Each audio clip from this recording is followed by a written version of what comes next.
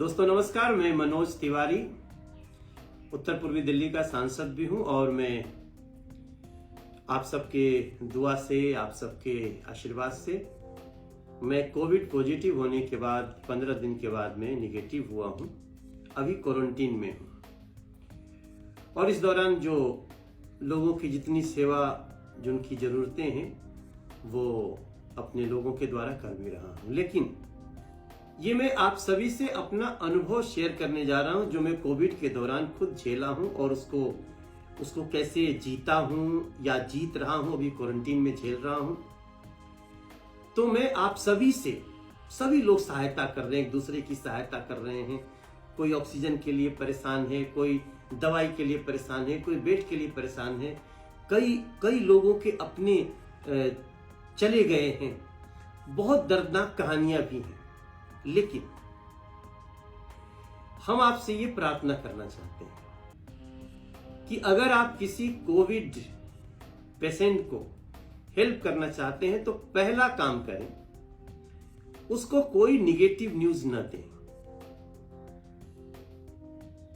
कौन चला गया, कौन कैसे गया, ये उसको न बताएं। उसको अच्छे समाचार बताएं, उसको खुशी की बातें बताएं, उनको रिकवरी की बातें बताएं। इतने लोग आज रिकवर कर गए, ये अब अच्छा हो रहा है, रिकवरी रिपोर्ट का अच्छा रिपोर्ट है, लोग कोविड के बाद भी सुरक्षित होकर निकल रहे हैं, तो उसको आत्मबल मिलेगा।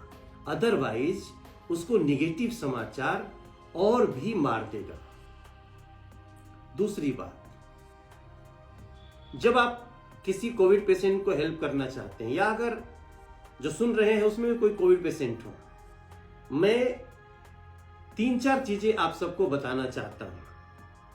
पहला, भाप जरूर लेना है। भाप के लिए अगर भाप की मशीन हो तो ठीक बात है, नहीं तो कोई बात नहीं।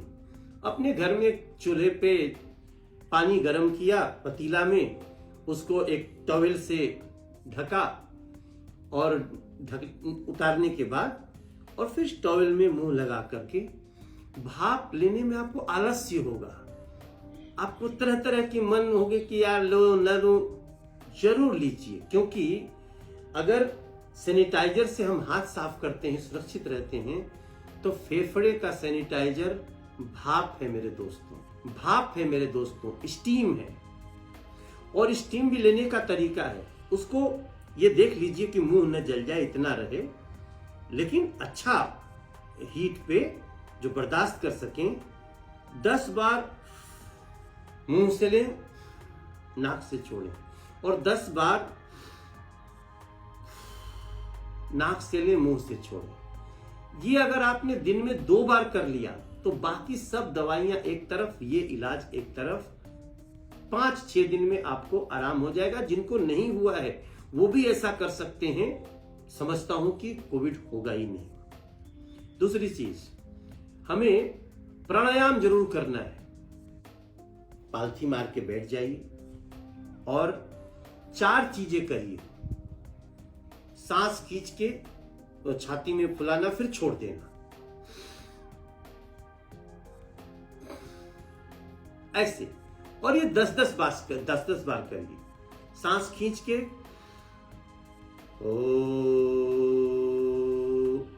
का उच्चारण का जितना आप कर सकते हैं, छोटा कर सकते हैं, बड़ा कर सकते हैं, मत परेशान होइए। तीसरी चीज, कपाल भाती। पालथी पे मार, सोफे पे बैठा हूं, कपाल भाती। ये आप जब करेंगे तो किसी का एक बार में 6-7 बार होता है, आप इसको 20-25 बार कर सकते हैं। बहुत श्वसन तंत्र को मजबूत करता है। और एक ये सिस्टम, एक नाक से दूसरे से छोड़ना और फिर जिससे छोड़ना उसी से लेना, आराम से लीजिए और फिर आराम से जाने दीजिए।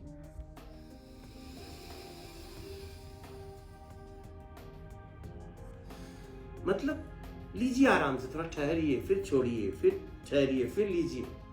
इसको अनुलोम विलोम कहते हैं। ये बहुत फायदेमंद है और अगर सुबह कर सके तो नथिंग लाइक दैट। तो मेरे दोस्तों, इसके साथ साथ थोड़ा सा एक आसन आता है जो आप लेट जाते हैं पेट के बल और ऐसे रख के और फिर आप ऐसे उठते हैं ना, वो वाला, वो भी आप 10 बार कर लीजिए, 15 बार कर लीजिए, अपनी क्षमता पर इंजॉय करिए, आनंद में।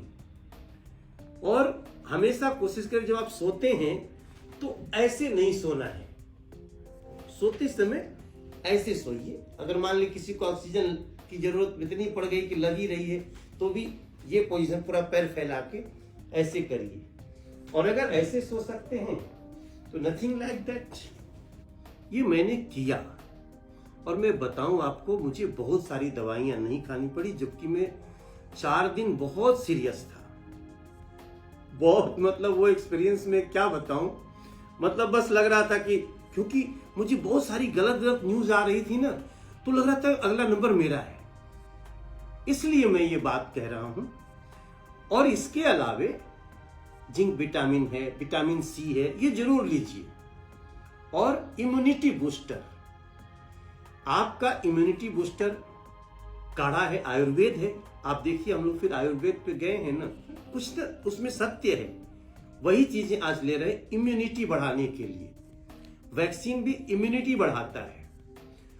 इम्यूनिटी बूस्टर मतलब रोगों से लड़ने की अपने शरीर की क्षमता। तो मैं ये सब आपसे शेयर करना चाहता था, क्योंकि पैनिक नहीं होना है। घर में भी हो गया, आप इसका इलाज है। पैनिक होने में समस्या बढ़ती है, घटती नहीं है। और उसके अलावे जो भी बातें हैं तो आप कोई ना कोई हमारा प्रतिनिधि होगा आपके आसपास, नहीं तो आप हमें बताएं, हम लोग समस्याओं का निदान करेंगे। इम्यूनिटी बूस्टर में एक काढ़ा तो बहुत ही अच्छा है। और जो आप खाना भी खाइए तो वो आप देख लीजिए कौन पौष्टिक खाना है। आप किसी से बात भी कर सकते हैं, खुद भी देख सकते हैं। और पौष्टिक आहार लेना है और सावधानी रखनी है पहले से। जो लोग सावधान हैं, सतर्क हैं, उनका सबसे बड़ा सतर्कता है मास्क लगाना। जरूरत हो तभी घर से बाहर निकलें, वरना ये संकट का समय है। और ये पीक आवर है, इस पीक आवर में आप 15-20 दिन, 1 महीना बचा लेंगे तो फिर आगे बहुत अच्छा रहेगा। हमने फर्स्ट फेज में भी कोरोना को हराया है, ये दूसरा फेज है। इसमें थोड़ा सा नई बातें हैं, लेकिन पैनिक नहीं होना है। सरकार सारी व्यवस्था कर रही है। जो ऑक्सीजन की बीच में जो किल्लत हुई उसको भी सरकार ने पूरा कर लिया है। हम नरेंद्र मोदी जी का धन्यवाद करते हैं। वो हर स्तर पे वो एक ऐसे व्यक्ति हैं जो बिना कहे काम करने में विश्वास रखते हैं। तो हम सबको ये अपनी सतर्कता रखनी है। और मैं चूंकि ये सारे अनुभवों से गुजर के आपसे ये बात कर रहा हूं, तो आप सब इसको जरूर ध्यान दीजिएगा।